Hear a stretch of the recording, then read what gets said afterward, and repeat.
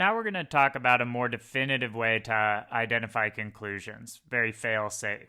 So this is called the therefore test, and it's a way of taking two statements within an argument, and as long as one of them is the conclusion and they have a support relationship between each other, you're going to figure out which one is the conclusion and which one is the premise. Note, this doesn't work if you're testing two premises against each other because they don't have a support relationship. We'll talk about that in a lot more detail in the text lesson, so make sure you read that. But now let's go through an example of using this test so you can see it in action. The therefore test works by using a conclusion indicator, the word therefore, and if you've got the conclusion and you properly put it into this therefore test, it's going to sound correct. If you haven't done it right and you're putting a premise in there with that conclusion indicator, therefore, it's not going to sound right. So think of this like a little test strip that you drop things into. You're going to put what you think is the premise in this premise box here, and then what you think is the conclusion, drop into this conclusion box. So let's test two statements. We'll block this one off here, and we'll test that as a premise. And then this first one here, we'll test as the conclusion. Drop them in. We'll drop this in here, and then this one goes right in here. So cavities are harmful only if the decay reaches the nerves inside the tooth, and many cavities, if left untreated, never progress to that point. Therefore, dentists should not fill a cavity unless the nerves inside the tooth are in imminent danger from that cavity. That sounded really good. So we do know that there's a support relationship from this premise to this conclusion. So if there's no other competing conclusions in here, that's going to be the main conclusion.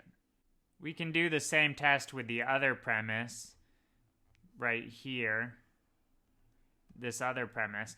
Filling a cavity in a tooth is not a harmless procedure. It inevitably damages some of the healthy parts of the tooth. Therefore, dentists should not fill a cavity unless the nerves inside the tooth are in imminent danger from that cavity. Again, that sounds correct.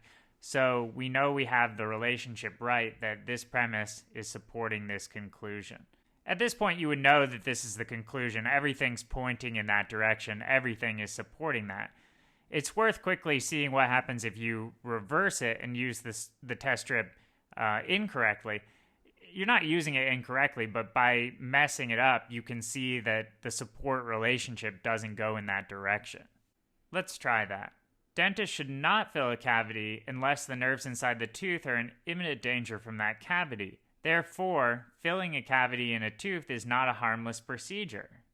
It inevitably damages some of the healthy parts of the tooth. That doesn't sound right at all.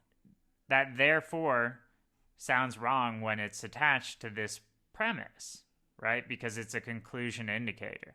So there you know that you have the relationship screwed up. You want to flip it and then try it again. And when it sounds better, you know you have the right support relationship within this test strip.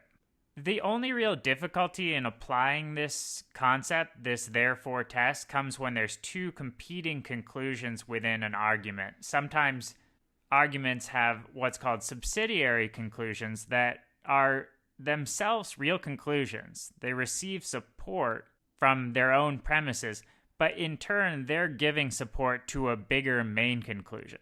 That's the only time this gets a little tricky, and we'll talk about that more in the next lesson. So read the text lesson here very carefully, get some practice using the therefore test, and we'll move on to discussing subsidiary conclusions.